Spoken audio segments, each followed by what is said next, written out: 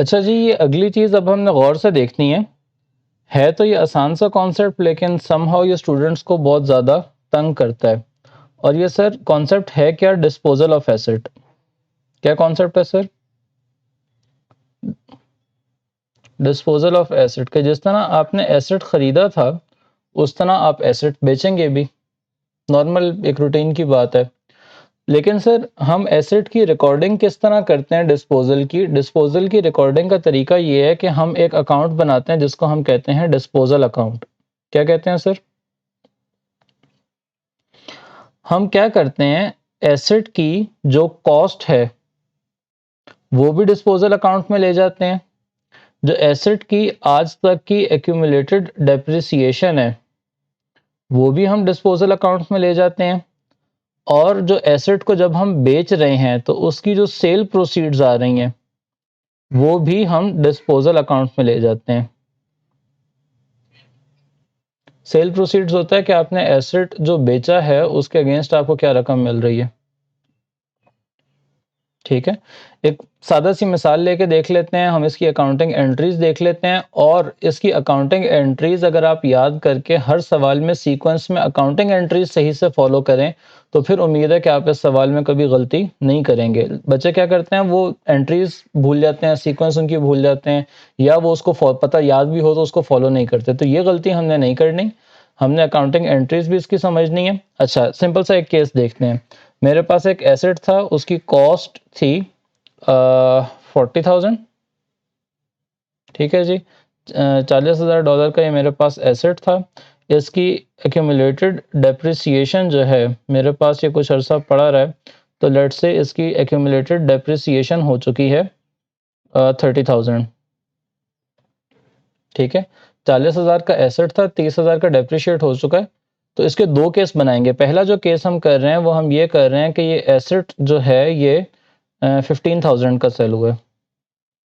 Asset की जो cell proceeds हैं हमारे पास, या जो डिस्पोजल वैल्यू मुझे इसकी मिली है, सेल प्रोसीड्स, सेल प्रोसीड्स वो सर मुझे मिली है 15,000।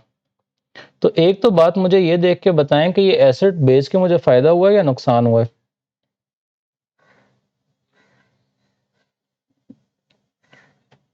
जी सर, मुझे ये एसेट बेच के फ़ायदा हुआ है। किस तरह से कि 40,000 का एसेट था, 30,000 का डेप्रिशिएट हो चुका है, तो इसकी नेट बुक वैल्यू जो आज की तारीख में थी वो 10,000 थी, और 10,000 की चीज़ के मुझे 15,000 मिल गए, तो मुझे 5,000 गेन हो गया।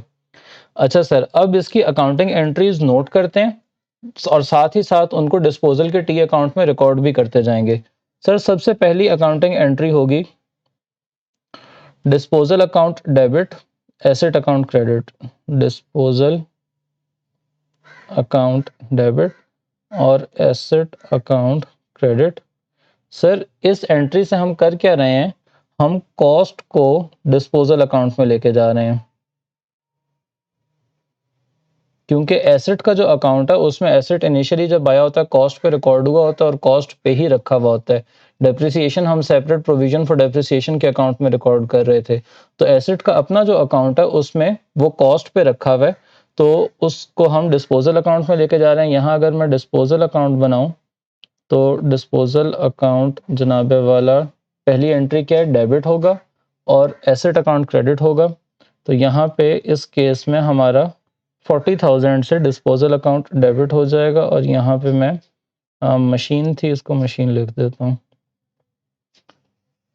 ठीक है जी, ये आ गया, पहली एंट्री हो गई। ये नोट कर लें और फिर मुझे बताएं, फिर दूसरी समझाता हूँ। सर प्रोविजन फॉर डेप्रिसिएशन का जो अकाउंट होता है उसमें उसको हम क्रेडिट किए जा रहे होते हैं, तो वो जो है हमारे पास क्रेडिट बैलेंस जमा हो रहा होता है, और उस क्रेडिट बैलेंस को अगर वहाँ से निकालना है तो उसके लिए हम उस अकाउंट को डेबिट करेंगे।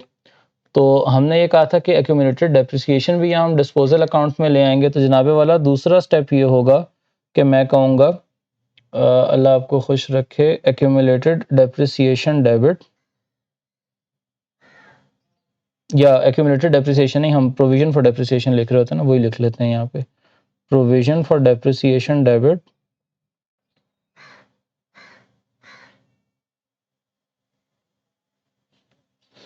और डिस्पोजल अकाउंट क्रेडिट। ठीक है, पहली एंट्री हमने 40,000 और 40,000 से की थी क्योंकि इधर मशीन 40,000 की थी, और यहाँ अब हमारी एक्यूमुलेटेड डेप्रिसिएशन 30,000 की है, तो हम ये 30,000 से डेबिट और 30,000 से क्रेडिट कर देंगे, जो भी हमारे पास सवाल में एक्चुअल वैल्यू होगी उससे।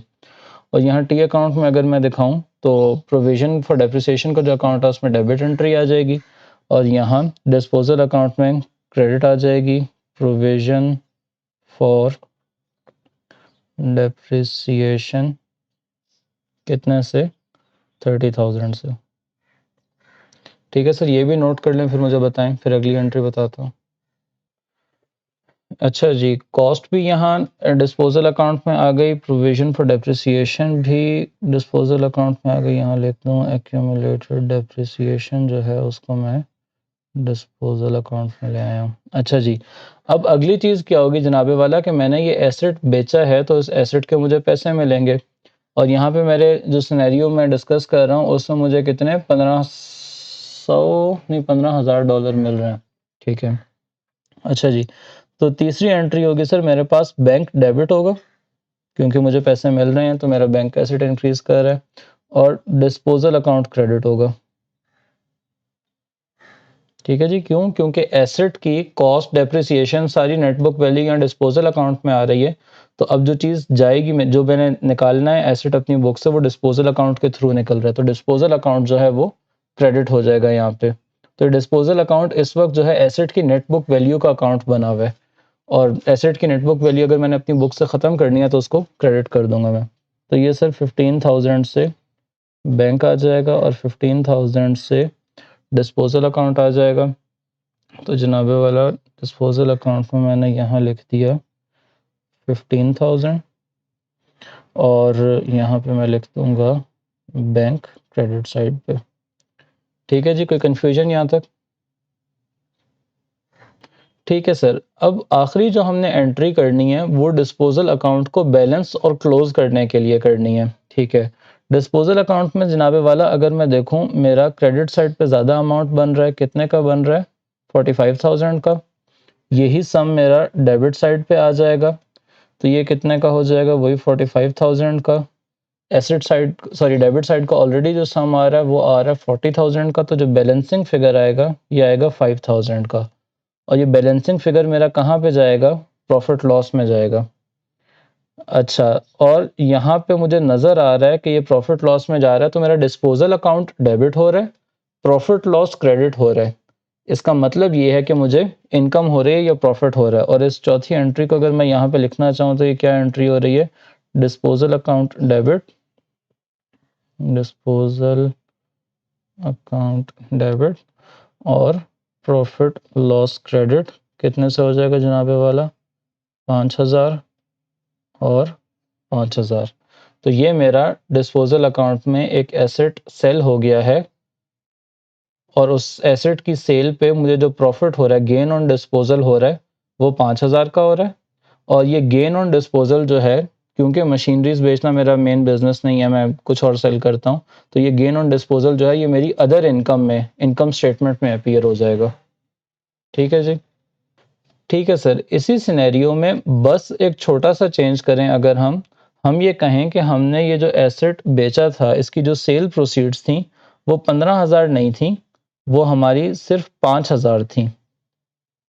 ठीक है, तो उस केस में क्या होगा, उस केस में अभी से मुझे नज़र आ रहा है कि 10,000 की नेटबुक वैल्यू वाला एसेट था, 5,000 में सेल हो रहा है, तो इसका मतलब ये है कि 5,000 का मुझे नुकसान हो रहा है। 10,000 की चीज़ 5,000 में बेचूंगा तो 5,000 का नुकसान है। पहली एंट्री में कोई चेंज नहीं है, पहली एंट्री ऐसी ही रहेगी। दूसरी एंट्री में कोई चेंज नहीं है, दूसरी एंट्री भी ऐसे ही रहेगी। सर तीसरी एंट्री में भी कोई चेंज नहीं है, सिर्फ इसकी अमाउंट चेंज हो जाएगी। इंस्टेड ऑफ 15,000 अब ये अमाउंट जो है मेरे पास ये 5,000 हो जाएगी। तो यहाँ पे लिख देता हूँ 5,000 से बैंक डेबिट और 5,000 से ही डिस्पोजल अकाउंट क्रेडिट। तो डिस्पोजल अकाउंट में यहाँ जो मैंने अमाउंट्स लिखी हुई थी अब ये चेंज होना शुरू हो गए, सम भी रेज कर देते हैं। ठीक है, तो जनाबे वाला डिस्पोजल अकाउंट में यहाँ पे बैंक जो है ये 5,000 आ जाएगा, और लास्ट एंट्री मेरी वही होगी कि अब ये डिस्पोजल अकाउंट मैंने क्लोज करना है, लेकिन अब मुझे ये नज़र आ रहा है कि डेबिट साइड जो है वो वाला सम ज़्यादा है, डेबिट साइड का सम आ गया 40,000, ये भी आ जाएगा 40,000 और बैलेंसिंग फिगर जो है वो अब यहाँ पे आ जाएगा प्रॉफिट लॉस कितने का 5,000। और सर ये जो है इसको मैं लिख देता हूँ बैलेंसिंग फिगर। तो सर अब जो मेरा ये आखिरी ये केस था, इस केस में ये फोर्थ एंट्री जो है ये रिवर्स हो जाएगी। फोर्थ एंट्री जो है ये रिवर्स हो जाएगी, instead of disposal debit PL credit ये फोर्थ एंट्री मेरी होगी profit loss debit and disposal credit. Disposal credit कितने से 5,000 से, ये भी 5,000 से। तो प्रॉफिट लॉस डेबिट हो रहा है तो मुझे नजर आ रहा है प्रॉफिट लॉस डेबिट होने का मतलब ये है कि ये एक्सपेंस है। प्रॉफिट लॉस क्रेडिट हो रहा है मतलब इनकम हो रही है, प्रॉफिट लॉस डेबिट। तो सर ये एंट्रीज आपकी टोटली सेम रहती हैं, एंट्रीज में कोई चेंज नहीं आएगा, सिर्फ आप अमाउंट्स जो हैं वो अकॉर्डिंगली फिल करते जाएंगे। यहाँ पे जो है एसेट डिस्पोजल अकाउंट में आप देख लेंगे फाइनल बैलेंसिंग फिगर आपका किस साइड पे आ रहा है।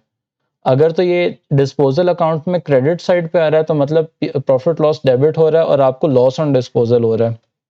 अगर डिस्पोजल अकाउंट में डेबिट साइड पे आ रहा है तो इसका मतलब ये है कि प्रॉफिट लॉस अकाउंट क्रेडिट हो रहा है और आपको गेन ऑन डिस्पोजल हो रहा है। ये स्टेप्स आपने याद रखने हैं, ये स्टेप्स आपने हर सवाल में अपने फॉलो करने हैं डिस्पोजल के, तो इंशाल्लाह आपको इन सवालों में मुश्किल नहीं होगी और आप बड़े आराम से कोई भी आपको वो वैल्यू कोई भी एसेट दे दें तो आराम से उसका आप डिस्पोजल रिकॉर्ड कर लेंगे।